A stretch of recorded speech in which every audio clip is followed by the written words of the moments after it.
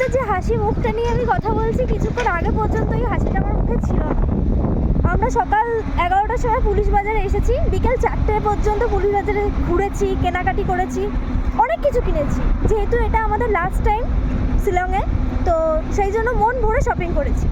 তো বাড়ি যাওয়ার সময় আমরা গাড়ি নিয়েছিলাম পুলিশ বাজার থেকে, সেই গাড়িটা করে আমরা রুম পর্যন্ত গিয়েছিলাম।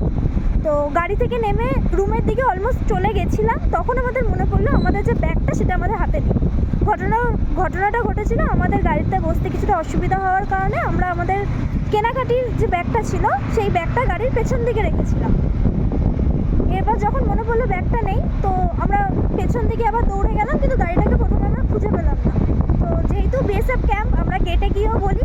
এবার ঘটনাটা ঘটেছিল আমাদের নিজেদের দোষেই গাড়ির নাম্বার লেখা হয়নি, কারণ আমরা বলেছিলাম যে আমরা ভেতরে ঢুকবো, গাড়িটা জাস্ট এক্ষুনি বেরিয়ে যাবে, সেই কারণে কোনো রকম নাম্বার নোট করা হয়নি। অন্য সময় হলে নাম্বার নোট করা হয়। তো অনেকক্ষণ পর ভাইয়ের মনে পড়লো যে গাড়ির সামনে একটা কথা লেখা ছিল। তো সেই কথাটার উপরে বেস করে আমরা গোটা পুলিশ বাজার, গোটা শিলং মার্কেট তন্ন করে খুঁজে আলটিমেটলি আমাদের ব্যাগটা পেয়েছি। আর ব্যাগটা পেছনে রাখার বুদ্ধি ছিল ভাইয়ের, আর ভাইয়ের জন্যই ব্যাগটা পাওয়া গেছে। তো থ্যাংক গড যে ব্যাগটা অ্যাট লাস্ট পাওয়া গেছে, না হলে আমাদের শেষবারের এই শিলংয়ে আসার স্মৃতিটা খুব বাজে হতো।